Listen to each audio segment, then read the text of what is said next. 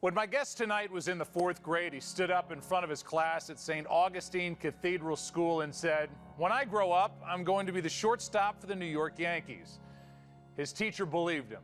Derek Sanderson Jeter would go on to play his entire 20-year career with the Yankees, earning 5 World Series championships, a member of 14 different All-Star teams, and he won 5 Gold Gloves.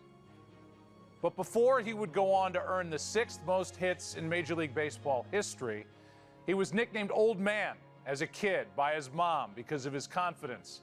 He was drafted out of high school to play for his favorite team, and he had to sign annual behavior contracts written by his parents.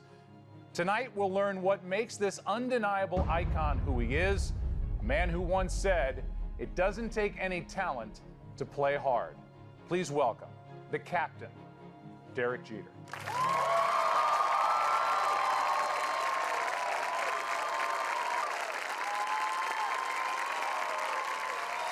Mr. Buck.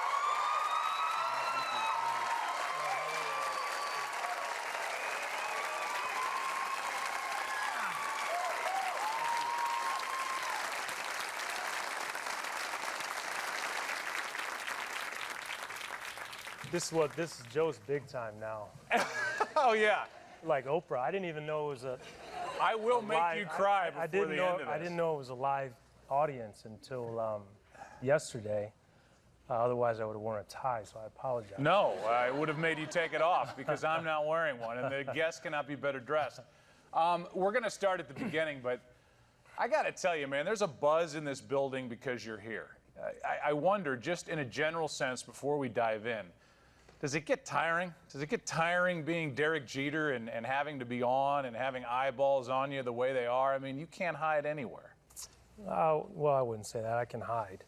But it feels a lot better when people are cheering for you as opposed to against you. So, no, it doesn't get old. You know, our fans that we've had, you mentioned it before I came out, I played in New York for 20 years. And our sport is every day, so in some sense, I've grown up with the people of New York, and I think I've grown up with them, they've grown up with me, and no, it never gets old. Tell me about life as a young Derek Jeter back in Kalamazoo. Yeah, well, you know, I was born in New Jersey. I moved to Michigan when I was about 4 years old, and This was just a Wednesday. Every Wednesday was Vampire Wednesday. I see there's more surprises. I didn't know you had these photos. But I think where you grow up, you know, it sort of sets the foundation for who you are. And where you grow up with, you know, who you grow up with, your family, your friends, it sort of sets the foundation. And I think you evolve as a person over time, but you build that foundation at home. And we're a very close family and very supportive family, and we're still close today. Yeah, I said in the introduction that your mom nicknamed you Old Man because you had such confidence, or you just had a way about you back then. But were you aware that maybe you were a little bit more mature than the kids you were running around with? No, I mean, you know, you have confidence in what you do, but I think the confidence comes from the support you get from your family. I mean, my parents are always positive people. You know, they didn't like negativity. They didn't like you using the word can't in our household. So I think that sort of rubs off on you when you're a kid. Yeah, in talking to your sister, Charlie, she talked about the contract that you and she would have to sign. Talk a little bit about that. Yeah, my parents actually, they met in the Army in Germany. So my dad, both of them, I guess, are kind of strict. So they used to set, I'm sorry, I keep getting distracted. These photos I keep seeing. Now, which one are you? So we had to sign these contracts, and you know, it covered curfews and work ethic and goals and grade point average.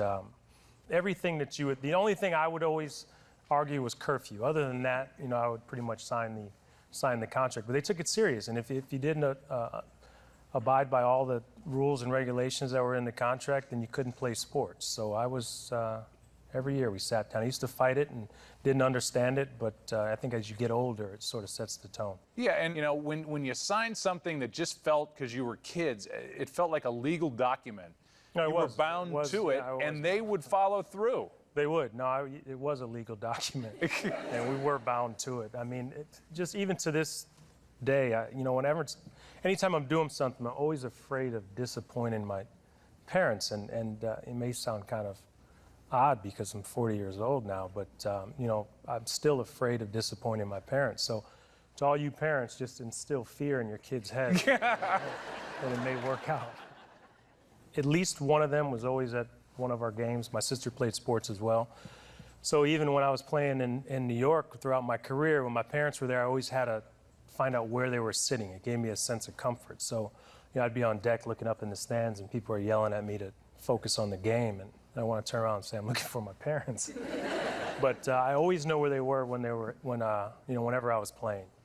How crazy is it that you grow up in Kalamazoo, and of all the teams that could have been right there with a 6th overall pick in '92, there are the Yankees. Here you are as a kid, looks like a fantastic snowplow skiing technique. Is it fair to say that looking at this picture, skiing was not your strong suit? Well, it's fair to say that's the last time I was skiing. I think I was about 11, 12 years old. But there you are wearing a Yankee jacket. I mean, you could have gone anywhere. It's hard to believe. You know, my mom has 13 brothers and sisters, so, you know, I have a lot of cousins. And I used to spend every summer in New Jersey. And my grandmother was a huge Yankee fan. She used to sit down and watch all the Yankee games, and I'd stay up with her to watch. And that's where the love of the team came from. But to be drafted by them, I mean, I guess just everything fell in line. The first guy you latched onto as a kid in that Yankee uniform was? Dave Winfield. A huge Dave Winfield fan. And, you know, yeah, you can clap. To this day, I still believe he's the only athlete to be drafted in all 3 sports. And, you know, he's one of the first athletes to start his own foundation. And, you know, I just looked up to Dave growing up, and you know, I wanted to be him when I was younger. But how great is it that now that you know him, as I've been fortunate to get to know him, that he lives up to it? Yeah, well, very true. I mean, I think you have your heroes, and you know, when you meet them, you may forget what they're wearing, you may forget what they say, you may forget where you are, but you never forget how they made you feel. And Dave always made me feel really good. You know, we're spoiled at the Yankee organization, all the ex-players.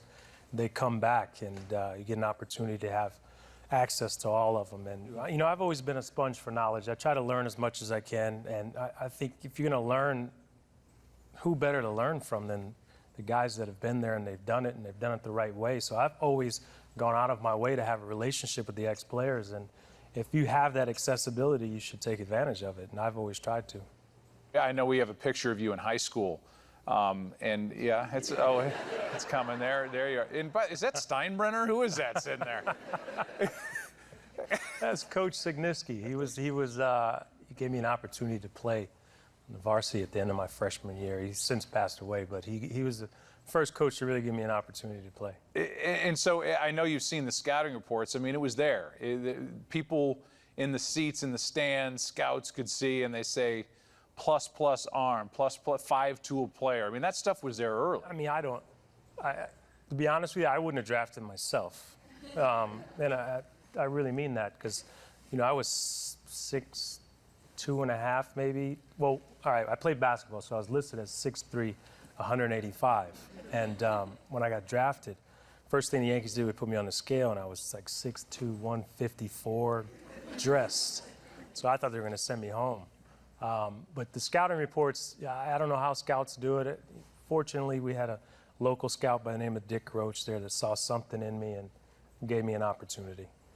So you get into the Yankee organization. Obviously, there's a thrill there, but then it's time to go to work, and it's time to become a New York Yankee with the 6th overall pick. I mean, there's pressure on you early. What were some of the goals you laid out for yourself when you got into the Yankee organization? For me, what I've always tried to do is just be myself. You know, I always felt I had a responsibility. I had a responsibility to my teammates, the organization, the fans, the media. You know, I always tried to do the best job I could do on the field, but off the field, I always felt as though I was representing, you know, not only my family, but the Yankees. And, you know, I was coming from Kalamazoo, Michigan, small town.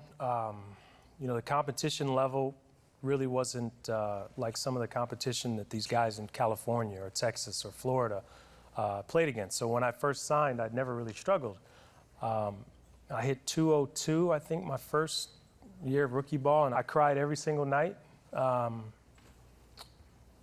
You know, think when you're a kid, you can't wait to get out of your household and move and go on your own. But I cried, I failed. I didn't think I was going to make it. I told my parents I made the wrong decision. I should have gone to college first. They told me to stick with it. I took classes at University of Michigan my first off season. I really got acclimated with being away from home, and I think that helped. But yeah, I struggled quite a bit. Do you think you cried because you didn't like failing, or do you think you cried because you just flat out missed home? Oh, I think it's a combination of. I mean, if you were hitting 350, do you think you would have cried? Yeah, I was soft. I still would have cried. Yeah, I think. Yeah. You're weak, Jeter. You're weak. I think I would have cried. Yeah, I mean, I'd never been away from home really.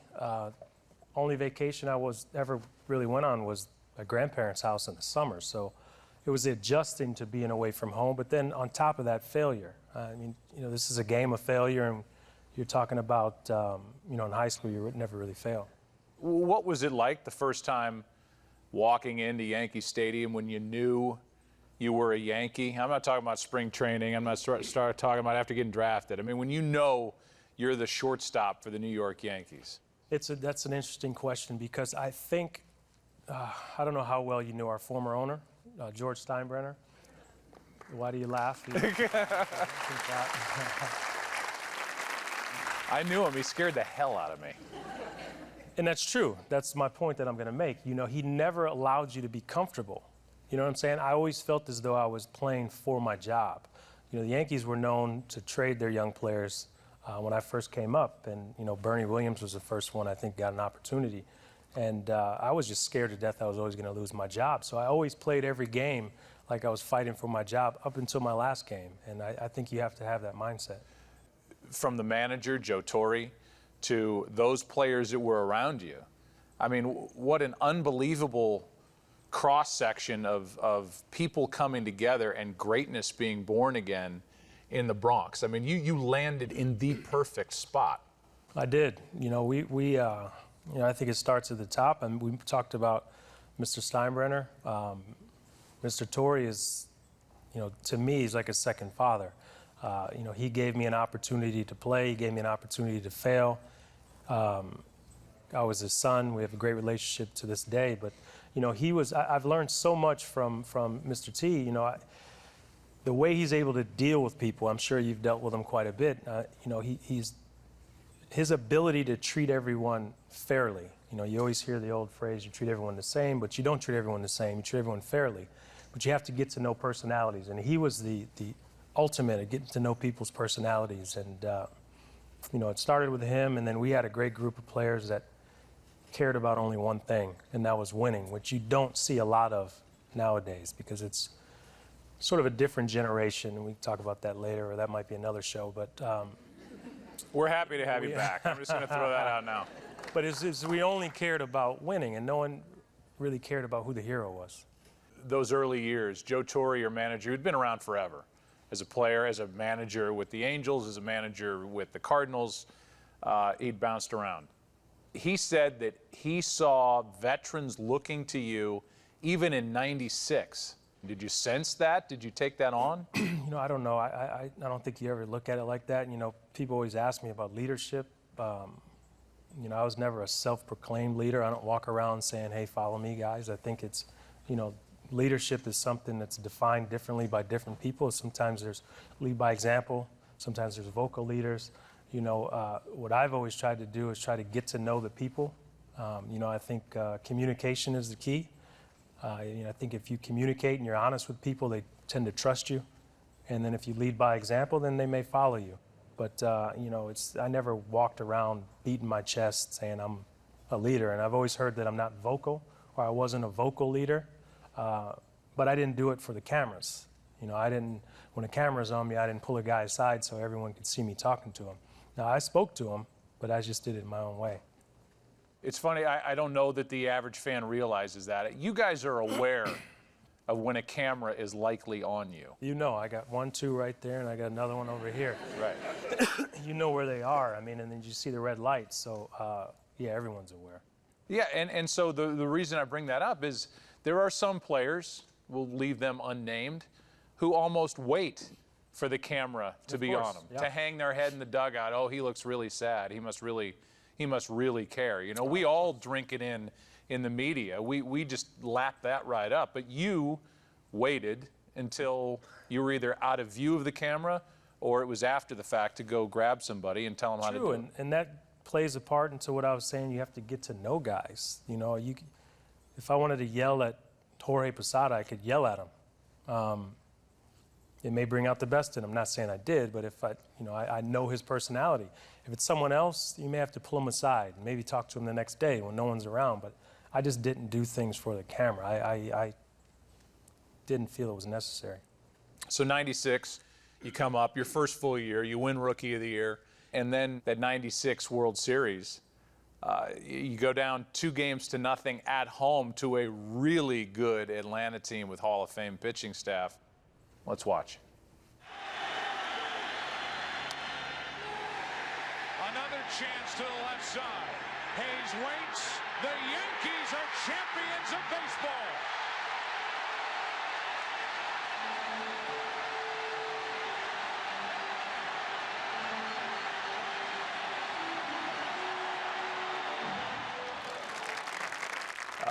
That comeback, and it's your first time winning it, I would imagine nothing really compares to that as far as a team. It's hard to describe. You know, everyone always says, well, what's your favorite championship? Well, I don't know. I don't have kids, but I guess you have a bunch of kids. I don't know if you can say which one's your favorite. Right. But, every parent has a favorite. Yeah, but the first one is the one I think that sticks out the most, just because, you know, it's like your first girlfriend. You never forget. How do you maintain an edge? How do you maintain a drive when you have that much success that early? I love competition.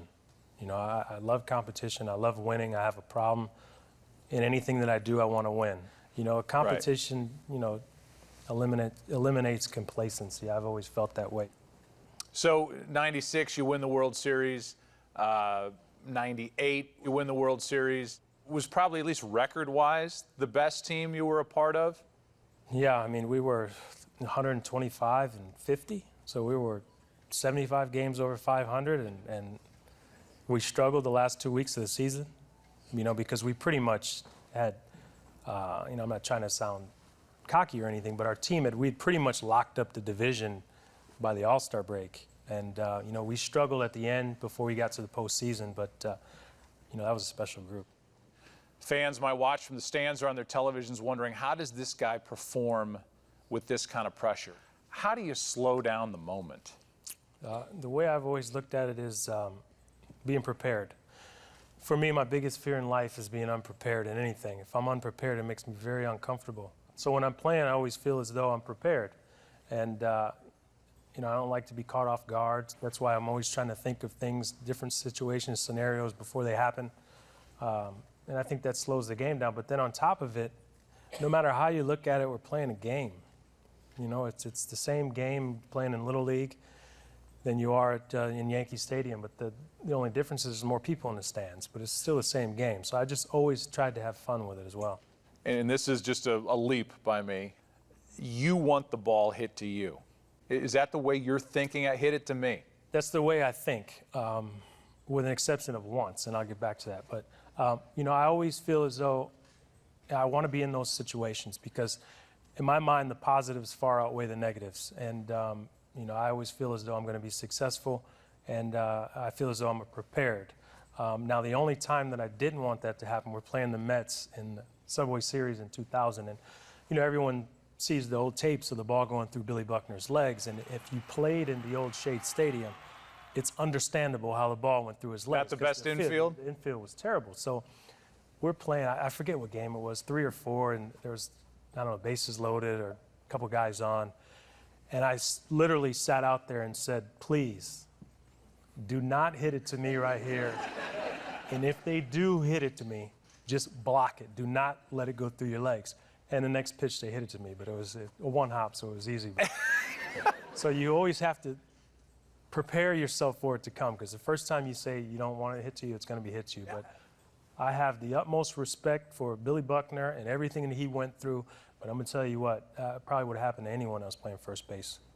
In 2001, you guys are on this roll. You're in a World Series. We've all, as a nation, gone through 9/11. The impact, obviously, on New York was catastrophic, physically, emotionally. Those were powerful nights at the ballpark. Yeah, it was probably, you talk about that World Series. I don't know if I've ever heard the stadium louder than those 3 games. It may have been as loud, some games against Boston. But, for us, the way we looked at it was for 3 hours a day, we were at least giving people something to cheer for. You're never going to forget. Even now, you're never going to forget. But for those 3 hours, we felt as though we were giving the people of New York something to cheer for. You think, man, if there's one target where somebody would want to hit, World Series, Yankee Stadium, all the focus, all the security getting in, and then President Bush comes to Game 3. Talk us through that night when he was preparing to throw out the first pitch.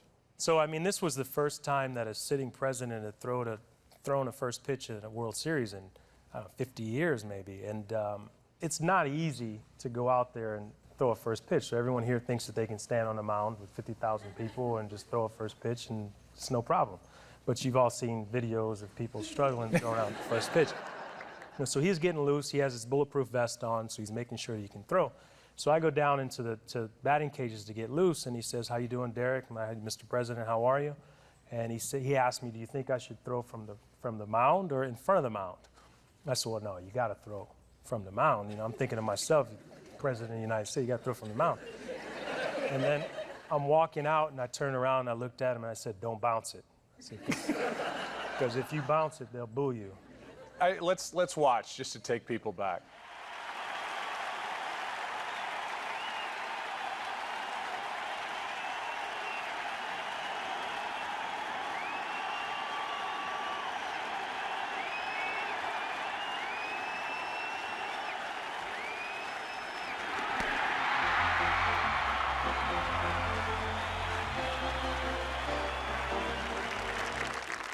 It's funny hearing him tell the story about how nervous, and I put a little pressure on him that day, but he threw a perfect strike. Politics aside, that to me was a real symbol of strength, as simple as that was. It was. Like you said, whether you're a Democrat, Republican, it doesn't really make a difference, independent. Right there, he was the one representing our country in a rough time. And for him to go out there, stand on the mound, and do that, I think it was a sign to all of us that, we're going to be all right. Did you admit a little bit after the fact that you might have been a little gimpy by the end of that World Series? No. Would you admit it now? Yeah, I was. But I hit a home run to win, if it was a Game 4, I believe. I think Game 4. Yeah, I think Game 4, I forget. It's so long ago. And I jumped up, touched home plate, and I landed on my heel. So I had a tough time moving around after that. But I was still able to play. On the topic of injuries, did whether it's Joe Torre or Gene Monahan, your trainer, or did eventually they just stop asking you if you were hurt? Because you'd lie to them anyway. I know that. I would lie, yeah, but I think they had to ask, to cover their own.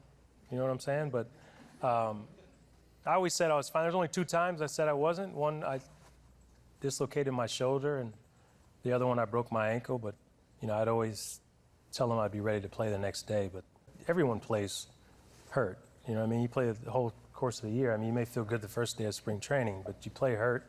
I've always said it. We made it look easy, but it wasn't easy. But when you think about it, you come up in 96, you win in 96, you win in 98, you win in 99, you win in 2000. This is easy. And then you get in 2001, you lose, and then there's kind of a drought. 2003, we lost as well. 2003, you lose. Well, I think you realize how difficult it is to win. I think people just assume that every year we get to the World Series and win the World Series, but you have to be a great team to get there, but the hottest team wins. So, we were hot a few times. We caught some breaks. Other times we didn't, but it's not easy to win a World Series. Is there anything that you can put your finger on that might translate to anybody watching about how you overcome failure, how you put that behind you?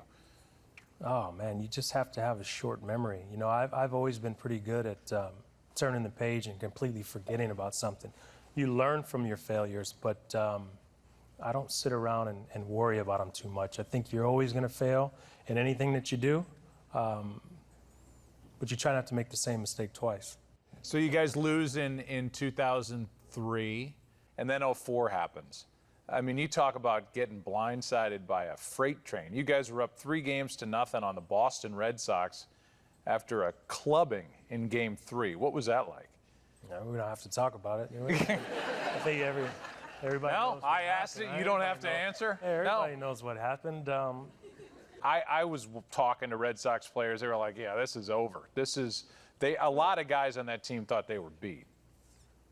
Yeah, I'm pretty sure they did. But, you know, that's the thing. It's in baseball, it's just one game at a time. They got hot. You know, we had in Game 4, I think we had a 2-run lead in the 8th. And next day we had a 1-run lead in 8th or 9th. So it could have gone either way, but it just wasn't our time. How long did it take you to get over that loss? Still not over it. If you, You seem really pissed off. Yeah, I just, you know, these things you look back and you think about the opportunities you could have won more. And ironically, those are the things that you remember, I think, most is, man, we should have won. Because Yogi Berra won 10 World Series. And, you know, I tell him all the time that it's not really 10 because, you know, when he played, you go straight to the World Series, no playoffs. So Yogi, I'd say, Yogi, you know, you really only have 5 rings. And, you know, Yogi, so you can come over to my house and count them anytime you want. We have this quote up behind you, and I think it's very simple, but I think it really speaks to exactly who you are. We're going to roll a video. It happened in 2004, and I think you know what's coming our way. A couple years before, we were playing Oakland in the playoffs, and there was a high pop-up, and I fell over into the stands.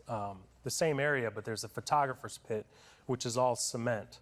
So I landed in the photographer's pit, which didn't feel good. So me being as smart as I thought I was, I figured I'd just jump over it and just run into a fan. I'll be fine, but I You heartless. Yeah, I know. But I ran into the one seat, there was no one sitting, so yeah, it didn't feel good. Yankees, Red Sox, and there's one open seat, and you found it with your face. Yeah, it's true. But I remember hearing people say, well, I could have stopped. It's like, no, I couldn't. Just I stop. wanted to do that. Yeah, Yeah. just stop. So the quote is, it doesn't take any talent to play hard. What does that specific quote mean to you? Well, it's another one of my pet peeves that you said. I hate to hear people talk about injuries before they play. In my mind, it's just a built-in excuse. You know, it's, oh, well, my wrist hurts a little bit, but I'm going to go out there and play. Yeah, I can't stand it. In my mind, you either play or you don't. And when you play, you can play hard. Listen, we play baseball. You get, 4 or 5 at-bats? I mean, the least you can do is run hard to first base. It doesn't take any talent to do that. And I think that goes back to what I was saying about the boss, Mr. Steinbrenner. I felt as though I was playing for my job, and you know, you have to play hard. Did you have any moments with Mr. Steinbrenner that were private moments or moments that, you know, kind of got your attention a little more than others? So there's a story, you know, the boss had mentioned one time that he didn't like to read about me being out at a birthday party till 3 o'clock in the morning. Now, a birthday party, which you have once a year, right? Well, this is your birthday. This is my birthday party. He didn't like to read about me going out at a birthday party. So the media turned it into I was this big, huge party animal, and I go out every night. So I went to go see the boss and tell him that, look, you know, you got to come out and correct this in the media because they're portraying me as being this big, huge party animal. So he starts screaming at me, saying that I caused all this, and he wants me to be focused, and pretty much what he told me every year. But we go back and forth in the shouting match. That's over and done with. We probably didn't speak for a few weeks. And then that's the same year I dislocated my shoulder. And I'm in Tampa rehabbing. And that's when we filmed the Visa commercial with me and the boss dancing down a conga line. Right. Making fun of me going out every night. So I probably am one of the few people that ever seen the boss dance a conga line. And you turned it into a money-making opportunity. We turned it into a Yeah. money-making opportunity. This all ties in together. So I go back to New York after my rehab, and it was Hideki Matsui's first year with the Yankees. So we lived in the same building. So I decided I'm going to have Matsui over, have my teammates over, make them feel comfortable. Came over to my house for dinner. We go out with the next day off, okay? We go out at night. There's 15 of us at some club in New York. And the next day, I'm on the front page. It's 3 o'clock in the morning and Derek's out again. This is a true story. So the next day, we have an off day in Cincinnati, and I get a message that the boss wants to talk to me. And I'm like, man, He's never far away. Did he trade me or what happened? We just talked about going out. Now I'm out. The first day I get back, and then he told me that he wanted to name me captain. And he told me, I don't want you to change anything. Just keep doing what you've always been doing. So obviously, he didn't get the paper that day. I don't know, man. I really don't know. Maybe he got the check from Visa before. Oh yeah. It happened. I have no idea. I like this kid, Jeter. Yeah. I have no idea. Making me money 2 ways. How did you dodge all the prying eyes in New York? I mean, your history off the field is as clean as it can be. You've hung out and dated women that are, stars in their own right, but yet there was never any junk out there about Derek Jeter. Well, no, there's junk out there. I'm pretty sure you guys have heard a lot of rumors, and let me just say rumors because they are, but you know what, I think it's I've never tried to portray an image. Everyone always says, oh, you have such a great image. Well, thanks, but I don't agree with it. I think I am who I am. I think an image is what you want people to view you as opposed to who you are. And, I think if I was something different, then, New York would have figured it out a long time ago. But, I just try to be respectful. I try to treat people the right way. And, everyone makes mistakes. I've made my fair share of mistakes, but I try to learn from them. And more importantly, I try to learn from others' mistakes. You think that comes from your mom and dad? I told you I was scared when I was younger to disappoint them, so it's the same thing. How many times I gotten phone calls from my mom saying, she's reading a gossip story, and she used to believe all of them until a few times they said I was somewhere and I wasn't even in New York. So, now she laughs at, not all of them, but she laughs at most of them. So wait, the great Derek Jeter during the run was getting calls from his mom about, hey. I still get calls from my mom. Yeah, I do. Really? It's not good. It's just she calls and says, you have a minute to talk? And I said, no, I'll call you back. Right. Yeah, I know I'm in trouble. But, let me gather my thoughts here for a minute. Yeah. No comment. Figure out where I was. Yeah. And now today, in today's world, when you think about when you started in '96, same time I did, I mean, where social media is, that was not anything you had to worry about back in '96. It seems like it's been around forever, but now it takes one guy, one girl with a cell phone, and your life's over. Yeah, I feel sorry for, I don't want to just say athletes, I'd say kids in general nowadays with you have to pretty much assume that everything that you do is public knowledge everywhere you go because, someone's recording. That's the mindset that I have, and it's usually the case. So it's tough. I think it's tough to have fun. I mean, the thing is you go out, you try to have a good time, and, someone gets a picture, and then with that picture comes stories, and the stories aren't true, but everyone believes it's true, and then you're trying to do damage, and it's damage control, I should say. So yeah, it's tougher now than it was when I came up. I was fascinated to read that you even make people that walk into your apartment in New York check their cell phone before you believe that? That's why. It's a great idea, but I mean. So no is the answer to that? Yeah, no. I was. But that is out there, right? There's a lot of stuff out there. Yeah. No, I was sitting at home one day and slipping through the channels, and I saw my name on the left side of the screen. So I'm like, what my name, dude? I haven't done anything. So I look, and they have this big thing that I have a bowl in my foyer, and everyone that comes into my house has to leave the phone in the bowl, and they do not get it until they leave. And they were having debates like this was true. So that's what the thing with the media sometimes, and I'm not knocking the media because if I do, they'll just make up another story. But they make up these stories, and everyone just automatically. You are so scared of this stuff. No, but I'm serious. But everyone believes it. Right. I'm sure there's stories out there that you guys have heard that you think the gift basket story. You guys have heard this gift basket story? Are you a mind reader? I mean, if you think about right now. But I mean, really, you come up with this stuff and then it follows you around like it's factual. You know, I don't address them because I think once you address, I guess I just did, but once you address it, you have to address every single rumor that comes out. And then if you don't, they automatically assume it's true. So I just choose not to address any rumors that are out there. But that's got to be the dumbest one I've heard. Yeah, because it feels like the more you fight it, the more you're fighting it for a reason. But you guys really believe that? You did. It's just my own memorabilia. I'm signing my own stuff for here. Here's a picture. Right. You know what I mean? Thanks. Would you put best wishes on it, or? God, it's just. But that's how rumors start, and they never go away.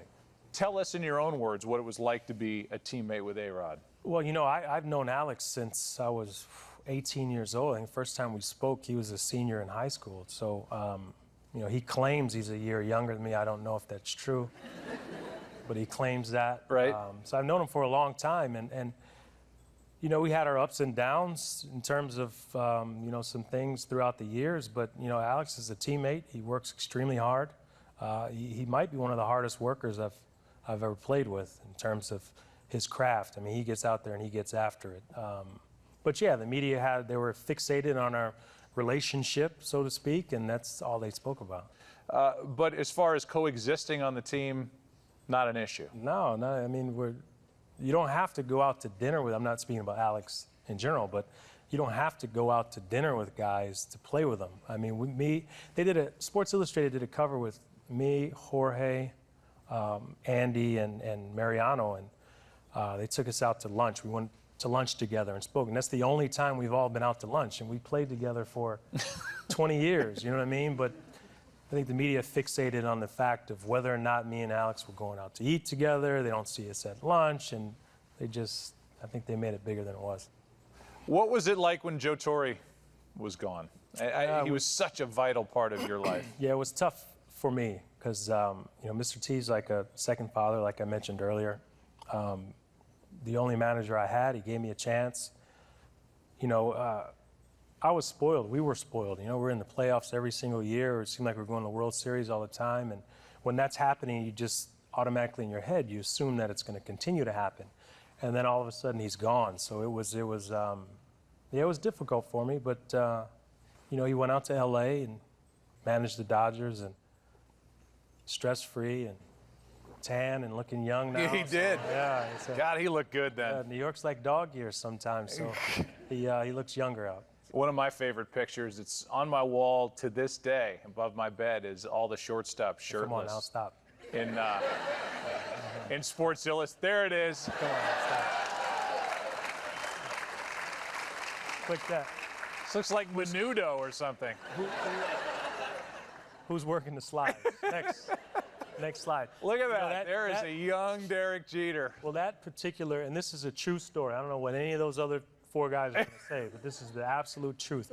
We're in Miami, and we're doing this Sports Illustrated shoot, and Walter Yost, the famous photographer with SI is there, and he says, well, I'm going to have everyone take their shirts off, take a picture. I'm like, I'm not taking my shirt off to take a picture. The other four guys couldn't wait to take their shirt off and take a picture. Now, these are not rumors. This is the truth. And I'm sitting there. They're all waiting on me. This is the last shot of the day. You see, there's no smile on my face. Right. You see the other guys, right? That's the La Tigre stare. Yeah. With, who's that? That's Gonzalez, Renteria, Ray Ordonez in the back, and then Alex Rodriguez right there front and center. He's smiling. Next question. The next one. There you go. Your 3,000th hit. I mean, there are some ways to get a three. You could hit a little bleeder through the right side. You could chop one, you know, on the left side. You could flip one into right. That was kind of your signature swing, but you went overboard on that one. Let's take a watch. I mean, that was a bomb, man. That was not a wall scraper. That had some carry. I got it pretty good. Yeah. I got it pretty good. I mean, yeah, come on. This storybook time. I mean, this 3,000th hit, you hit a home run off David Price. Yeah, you know, we talked about playing hard and every time you're on the field, but I had my mind made up. If I hit a slow dribbler, I was not going to be safe at first base because I didn't want him to replay a slow dribbler to third base for an infield. Come on, really? No, I'm just playing. Okay, good. I'm just playing. But, yeah, I was hoping that I hit it hard. That was it. But, yeah, I guess all the stars aligned. They aligned again in your final Yankee Stadium at bat, which if you're going to do it and you're going to win a game in your last game last year, I mean, what better way than with this swing and with this ball into right? Ironically, I believe that's the only game I've ever played at Yankee Stadium where we were mathematically eliminated. Which is incredible. Career. Yeah, so it was kind of odd to, you know, it was like a playoff type atmosphere, at least in my head. I don't know about anyone else's, but it seemed like we were playing in the playoffs. And I mean, you can't all the things that had to happen to lead up to that moment. I mean, I didn't want it to get to that moment. I was ready to walk off the field in the ninth inning, but it's just one of those days. And you've had this 20-year career, and now you're bowing and getting gifts. I mean, some of these gifts, by the way, we can show these pictures. The boots from the Astros. You wearing the hell out of those these days, Derek? You know, actually, I've used a lot of the gifts. I really have. A couple golf trips I've used. Well, that's a good gift. Yeah, how about like a clubs. stand-up paddle board that you got from the Angels? That's awesome, by the way, but, you know, my mom wants to use that. You know, the way that the organizations that I've basically been trying to beat my entire career, and the fans who disliked the Yankees or maybe rooted against me for most of my career, if not all of my career, the way they treated me my last year it's hard to put into words. You know, the epitome of that was playing in Boston the last 3 games. I don't know if in this social media world or this kind of cynical world now that anything speaks more to what people across baseball thought of you than your final time at Fenway Park. Let's watch. His final hit, an RBI single, as Jeter says goodbye to baseball.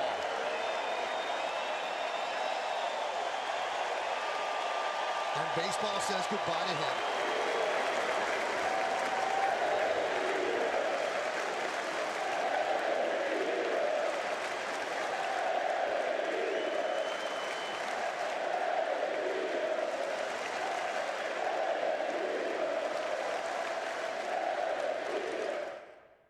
That's really cool. Yeah, it was.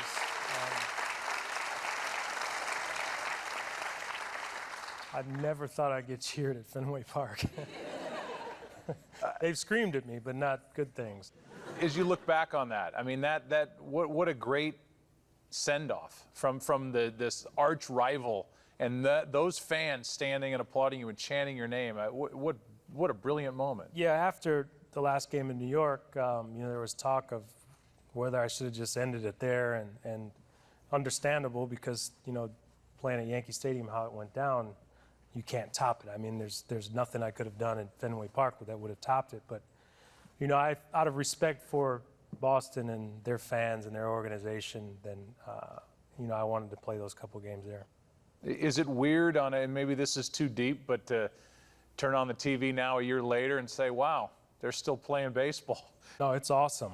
Really, if it's, I'm telling you, I went on my first summer vacation ever a month ago. I mean, you laugh, but you know, I went to my grandparents' house when I was 11 or 12. It was the last time I was on a summer vacation, and I'm not complaining. Trust me, I'm really not complaining. But I think we talked about this earlier. I think when you're removed from it, you realize how difficult it is to play those many games throughout the course of a season, and you don't realize how much you actually do. Did you accomplish everything you wanted to accomplish when you were that kid getting drafted by the Yankees 6th overall? Is there anything left in the bucket you didn't get to? Well, you know, I never wanted to be in a situation where when I was retired and finished playing, I said, well, I wish I would have done this. You know, I put it all on the line every time I played. I played every game like I thought it was my last and like I was playing for my job. And you know, I don't have any regrets in terms of on the field. I may have other regrets, but on the field, I have no regrets. So what's next? What's next for Derek Jeter?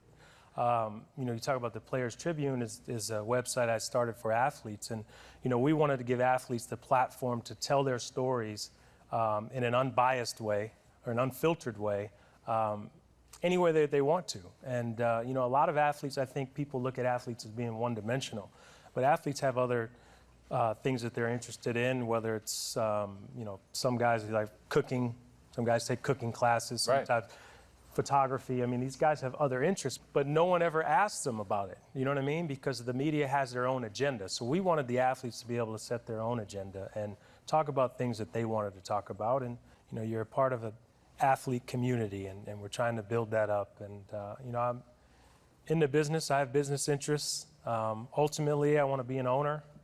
I've always wanted to be an owner, and I think I've learned quite a bit from ownership and the baseball side of things, and that's the ultimate goal. But I'm enjoying what I'm doing now. Would you be open to owning a team not named the New York Yankees? Well, I can't afford the New York Yankees, so I think that's pretty much out. What would you be as an owner? What kind of an owner would you be? I would you be Steinbrenner, or would you be just the guy hanging out, taking pictures with players? No. I wouldn't be a figurehead. I'd be involved, and I want to make the decisions. So I will one day.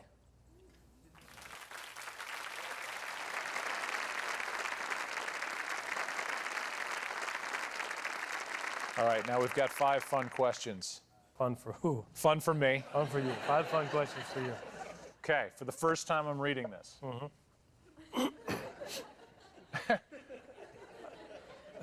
Would you rather look like Jar Jar Binks or talk like him? Who? Jar Jar Binks? The weird creature from the Star Wars reboot? Oh. The thing with the eyes was like, Yeah. me no think that me don't like. Never read the. I swear to God, on my life, on my kids. Yeah. We'll just leave that one. You did a good job answering that one for me. He looks weird and he talks weird. He's more annoying when he talks than the way he looks. Would you rather be annoying when you talk or look freakish? Talk it out. You're doing a good job. Talk it out. Talk it out. Now you're back in play. You're back in player mode. All right. Oh boy. Would you rather have the ability to shrink to the size of an ant or the ability to grow to the size of Godzilla? Shrink. Shrink. Yeah, you could do a better job hiding. That's right up I like your to alley. hide quite. Yeah. Would you rather be stuck in the old school arcade game Frogger or Space Invaders? Frogger. I think I could Maneuver? maneuver through and find my way to the other side. Okay. I wouldn't bet against you. Would you rather be in constant pain or have a constant itch? Now, that's a good question. Well, I've been in constant pain before, so I think I'd take the pain. You take the pain over the itch? Pain over the itch, yeah. Why ball players seem to have a constant itch, by the way?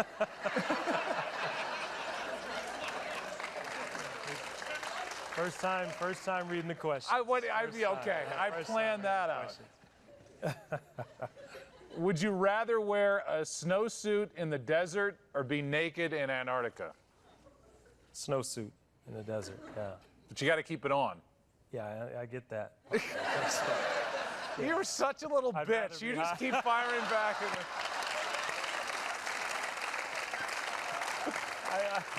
Yeah, I get that. Okay, announcer guy, I get that. All right. I see how you are. I just called Derek Jeter a bitch. God, that felt good. I got to tell you, not to be sappy, but my first World Series was '96, as it was for you. I've never covered anybody like you, probably never will again. The way you carried yourself, the way you played, the way you represented not just the Yankees, but Major League Baseball when you were there. That's why you were saluted at Fenway Park the way you were. Thank you. And that's why this crowd jumped up on their feet when you walked out here. You're different than everybody else, and it goes right back to the first 2 people we talked about, and that's your mom and dad. That is the doctor and Dorothy. Well, thank you very much. You're a credit to the game. Thank you very much. Derek Jeter.